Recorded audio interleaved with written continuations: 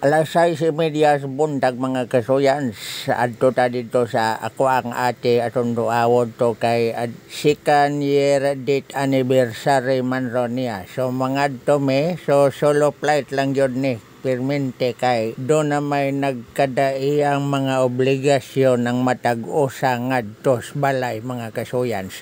Tulo raman may kabuok. So ang usa magbantay didto sa iyahang bantayanan, ang usa mulakaw kay dunay tuyo, ang ako sa manguan sag ko. Muadto sag ko sa kuha nga ate mo duaw ta kay karon in town to siya nawa gyud sa amo karong pitsaha.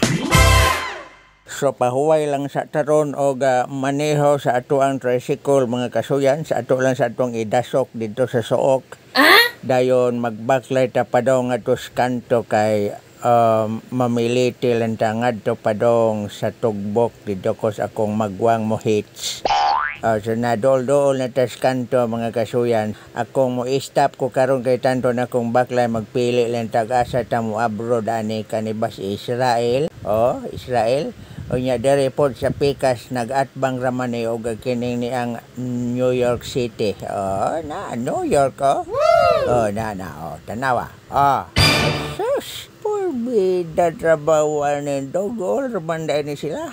Magpadayon gyapon ta sa ato ang pagmuni-muni na ko diri tugbok ani nga porsyon mga kasuyan nagpaabot na ta sa atong mga kalomon samtang nga nagapulo paniid bulo video aning highway nga puting otoga na naga ni mga motor o mga mga four wheels mga services mo bagios lang Ginoo ta. Bahala ka sa buhay mo. So samtang nagpaabot ta sa ato ang mga kalumon dere muni-muni lang sa ta dere tindog-tindog lang sa ta dere sa kanto muratag tahor kita pang usa dere og kato si tatay nga nag-ayos sa iyahang kadina siyang bike susloy pod in town nawa man tay skills pod ana tay ikaw lang sa agwantahan lang sa na kaula sa ta kay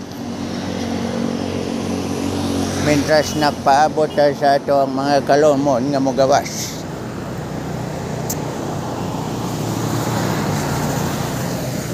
Tabis kay mga motor sa kuha mga kasuyan. Karon pa sila kita guwapo. Mo ni ang National Highway mga kasuyan nga gikas Davao ngadto sa Bukidnon. Mo ni Davao to Bukidnon Road. Mo nang gikas Davao City. Nganhi padulong sa tugbok munang kalsadaha diha samtang dinhi pikas mga kasuyan mao na pud ni ngadto padulong sa Kalinan Bukidnon to Cagayan ay kapastang layo agin ang kalsadaha natabang pud na nila guwadwad no.